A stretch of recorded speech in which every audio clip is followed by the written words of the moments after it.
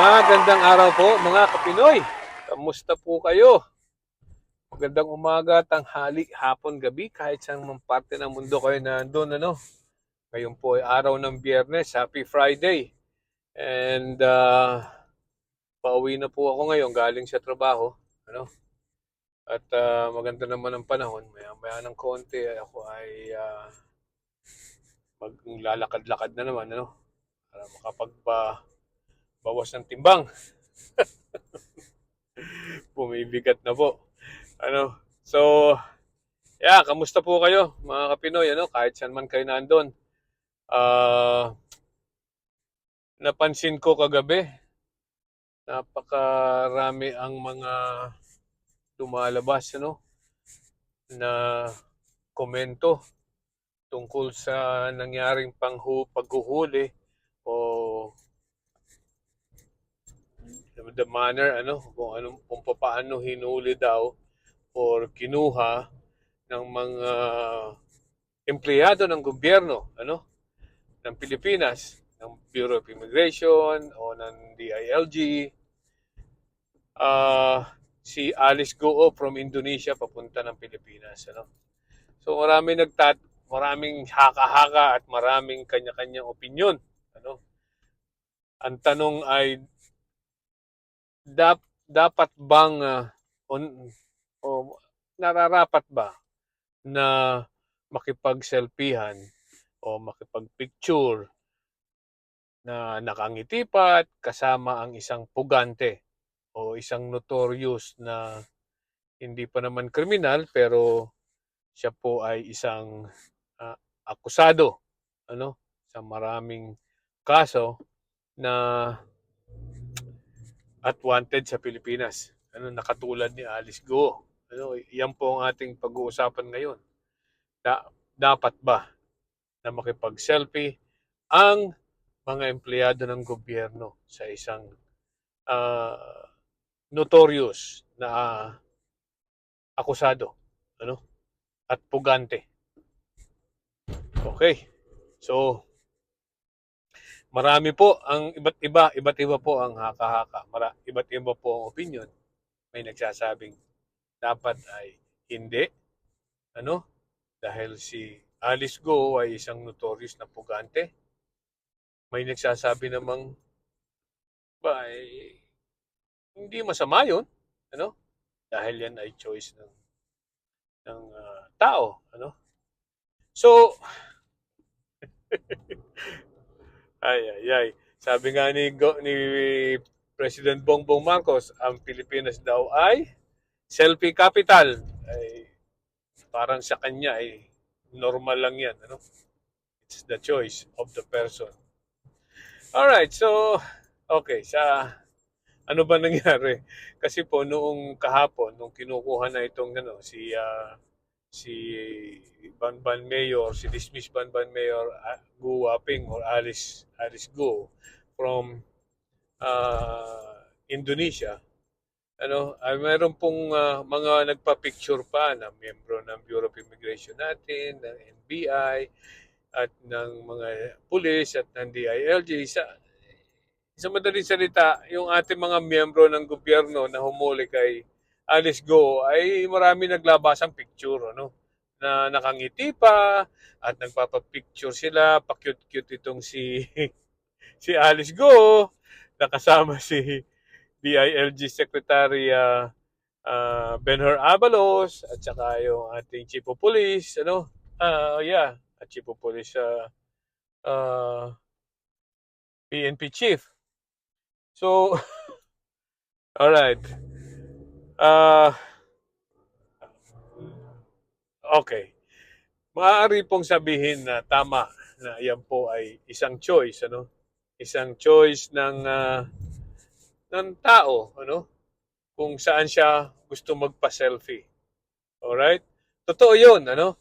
Eh kahit baga ako magpa-picture sa isang notorious na mamamatay tao, it doesn't matter, choice ko 'yun. Ano? Akin 'yun, akin. Kumbaga, I don't care. And that's yan ang part of my freedom of expression, ano? Magpa-picture ako sa pinakang notorious na drug lord at i-post ko yun. Wala akong problema doon kung yun ay ginusto ko. Ano? That is my choice. Alright? Kung ako'y magpa-picture man kay Alice Guo, na isang notorious na wanted sa atin, it's my choice. Ano? As a private citizen. At kahit po, sasabihin ko na, at kahit pa kayo'y miyembro ng or empleyado ng gobyerno na humuhuli kay Alice Guo, abay pwede ka rin magpa-picture, ano? Magpa-cute-cute ka doon, ano? Okay. Pero, ito po ang diferensya, ano? Sa aking palagay, ang diferensya dyan ay yung kung ikaw ay empleyado ng gobyerno o hindi. Okay? So, kung ikaw man ay hindi empleyado ng gobyerno, right, dun muna tayo sa parteng yun. Ano? Hindi ka empleyado ng gobyerno, nagpa-picture ka, at nagpa-cute-cute sa iyo si Alice Go, that's fine. I-post mo man sa social media mo, sa channel mo o sa anything, wala akong problema doon. Wala kang problema because you are a private citizen. Ano?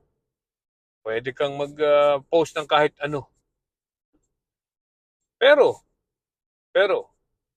kung ikaw ay miyembro o empleyado ng gobyerno, ano, na supposedly nagpapatupad ng batas, ano, katulad ng pangyayari sa paghuli kay Alice Guo at pagdadala kay Alice Guo pabalik ng Pilipinas, again, sinasabi ko, sa aking palagay, pwede ka pa rin magpa-picture, magpa-selfie, whatever.